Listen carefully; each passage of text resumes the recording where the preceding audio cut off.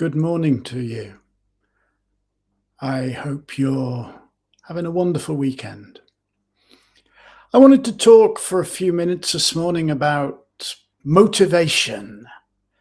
How do we get motivated? How do we stay motivated? Actually, getting motivated is usually not that difficult. Whatever it is you've got to do, you can usually summon up enough enthusiasm to get going with it. The challenge is to stay motivated, especially over the long term. How do we stay the course, stay fixed on what we're trying to do, stay focused on our objectives? Well, the obvious answer is make sure you enjoy what you're doing. Simple, huh? Make sure that there is pleasure, enjoyment at the heart of your activity. Great.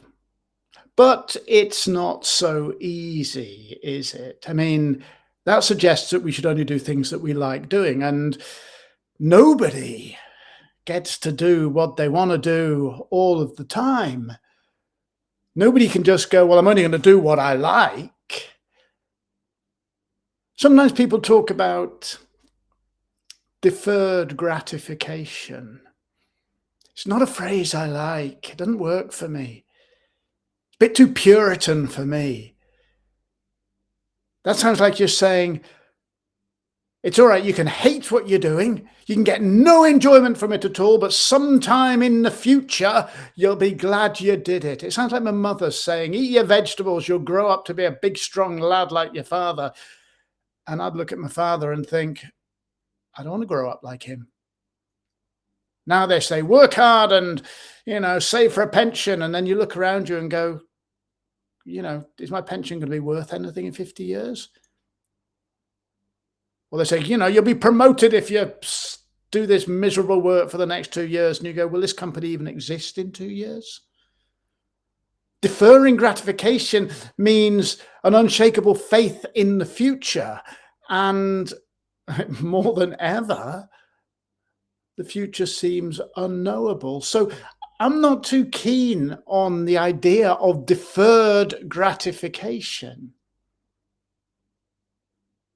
So I'm not really comfortable when I say, seek pleasure. I'm not saying that means do what you like, nor do I think it's useful to say defer your gratification. What I think is useful is to say, whatever you're doing, whatever it is you have to do, find your pleasure, hunt for your pleasure, pursue your pleasure. It's in there somewhere, look for it. And to understand that, we perhaps have to make the idea of pleasure a little more complex. So in ancient Greek thinking, they broke pleasure into two forms of pleasure. Forgive my pronunciation, any Greek people watching, please get in touch and tell me how I should have pronounced it. Eudaimonia, which we can think of as well-being, long-term contentment, and hedonia, which is immediate gratification, from which the word hedonism comes. Think of it as buying fruit. Your mother said to you, go out and buy some fruit. And you say, what fruit? And she says, use your imagination. So you go to the supermarket and there's lots of fruit there. And you're feeling like a sugar hit. So you go, mango, pineapple. That would be immediate gratification. That's hedonia. But then you go, yeah, but they're a bit sugary, not necessarily good for me. Maybe I should have an apple or banana because they've got really good vitamins in them and they're good for my long-term health. That's eudaimonia, however you pronounce that wonderful word. Now, your job is to buy some fruit. Are you going to go for the immediate gratification, the sweet sugar hit, or are you going to go for the longer term, good tasting fruit, which will serve your long-term health? Well, you get to choose, don't you?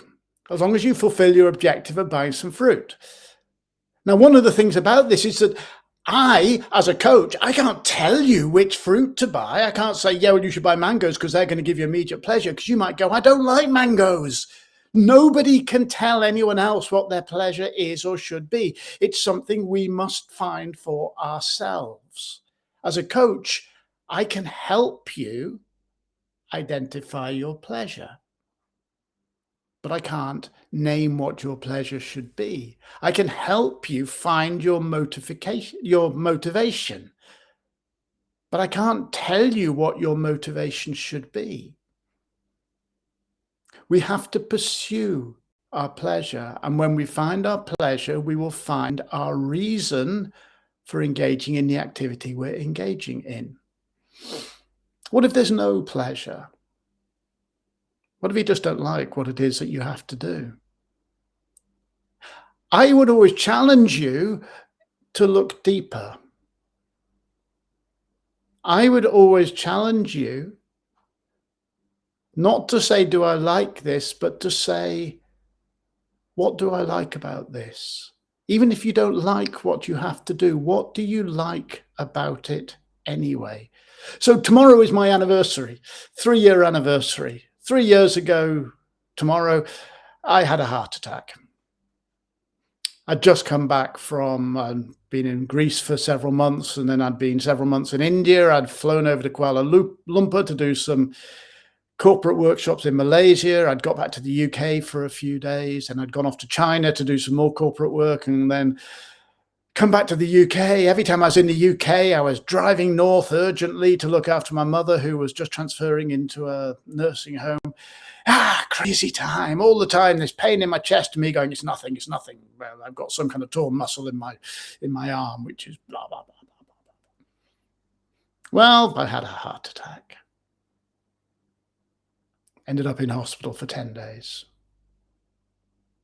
Did I like lying in hospital? No, I didn't. I wanted to be on the plane to Greece, where I was meant to be running a workshop. I wanted my life to get on the way that I had intended my life to get on. But as I lay there, wires attached to my chest, real fear that I was about to have another heart attack, I felt the weight of expectation, the weight of striving, the weight of anxiety dropping away from me. All that mattered was this moment. And you know what? I wrote about this sometime afterwards. You know what? I think one morning in hospital, 3 or 4 days after the heart attack, when I woke early and I heard a bird singing outside, I think I was as happy as I've ever been in my life. I didn't want to be in hospital. I didn't want to have had a heart attack. But in that moment, I found pleasure. And in that pleasure, I found motivation. The motivation to carry on and to live a life with less anxiety, less stress, less striving. That's now at the heart of the coaching work I do. I can't do the work for my clients, but I can encourage them to achieve more by doing less, by putting down unrealistic expectations and replacing them with pleasure, short-term pleasure or long-term pleasure. Not doing what they want, but finding what it is they love in what needs to be done.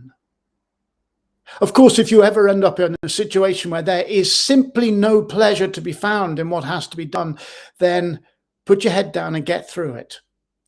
And then examine your life choices to make sure you never end up in that situation again.